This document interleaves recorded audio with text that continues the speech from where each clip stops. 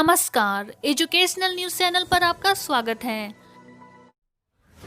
केंद्रीय मानव संसाधन विकास मंत्री रमेश पोखरियाल निशंक ने गुरुवार को कहा कि अगर जुलाई में हालात सामान्य हुए तो परीक्षा का आयोजन किया जाएगा। इसमें छात्रों की सुरक्षा को प्राथमिकता दी जाएगी। उच्च शैक्षणिक संस्थानों में परीक्षाओं को लेकर यूजीसी चेयरमैन के नेतृत्व में एक टास्क फोर्स गठित की गई है। परीक्षा कब और कैसे करानी है, यातायात की व्यवस्था कैसी होगी, इस पर टास्क फोर्स फैसला लेगी। गृह विभाग और स्वास्थ्य विभाग के परामर्श से परीक्षा आयोजित की जाएगी। चुनौतियों को अवसर के रूप में बदलना विषय पर लाइव वेबिनार से 45,000 उच्च शिक्षण संस्थानों से संवाद के दौरान निशंक ने कहा, संस्थान परीक्षाओं को लेकर यूजीसी की गाइडलाइंस का पालन कर सकते हैं। जिस क्षेत्रों में हालात समान नहीं होंगे वहां फर्स्ट ईयर के छात्रों को इंटरनल असेसमेंट के आधार पर पास किया जाएगा। सेकेंड ईयर के छात्रों को फर्स्ट ईयर के रिजल्ट और सेकेंड ईयर के इंटरनल असेसमेंट के आधार पर पास किया जाएगा। यानी इंटरनल असेसमेंट और फर्स्ट ईयर के रिजल्ट को 50-50% वेटेज दिया जाएगा, जबकि फाइनल ईयर के छात्रों के लिए परीक्षाएं आयोजित की जाएंगी। ये कब होंगी, इस पर आगे विचार विमर्श किया जा रहा है। परीक्षा में सोशल डिस्टेंसिंग का पालन किया जाएगा।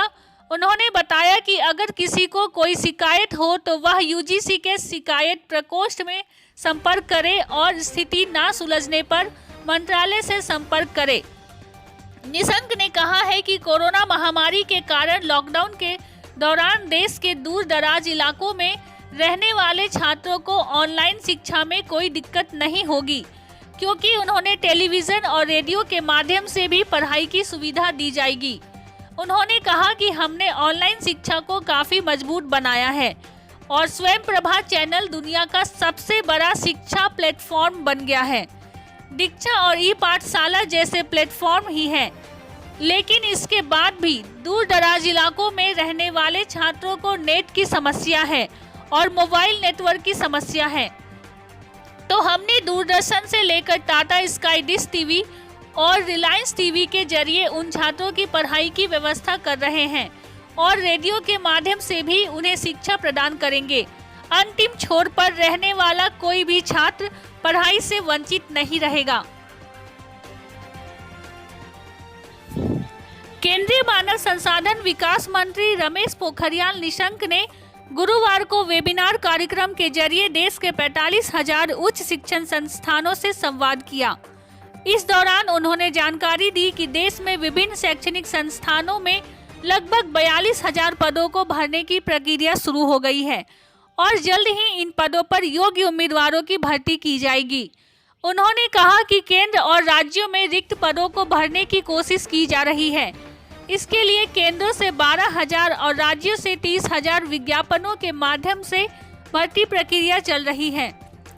वेबिनार में केंद्रीय मंत्री ने जेई नीट से लेकर कॉलेज परीक्षाओं, ऑनलाइन लर्निंग और शोध कार्यों पर चर्चा की। उन्होंने कहा कि नीट और जेई मेन व एडवांस की तिथियां घोषित हो चुकी है। तैयारी के लिए छात्र बाहर नहीं जा रहे हैं। ऐसे में तैयारी में मदद के लिए एनटीए ने नेशनल टेस्ट अभ्यास ऐप लॉन्च किया है, जिसे प्ले स्टोर से डाउनलोड किया जा सकता है।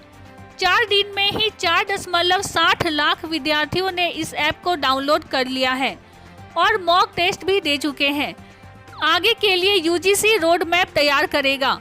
उन्होंने कहा कि एनसीईआरटी की तरह ही यूजीसी में भी टास्क फोर्स का गठन किया गया है, जो आगे के लिए रोड मैप तैयार करेगा।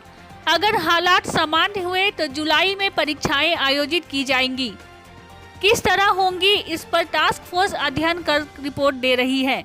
उन्होंने कहा कि छात्रों की सुरक्षा पहले है। जिन क्षेत्रों में उस समय तक भी सामान्य स्थिति नहीं होगी, वहां आंतरिक मूल्यांकन के आधार पर ही छात्रों को पदोन्नति की जाएगी। ऐसी ही जानकारी के लिए बने रहें हमारे साथ, देखते रहें educational news channel. Like, subscribe और शेयर करना ना भूलें। सुरक्षित रहें।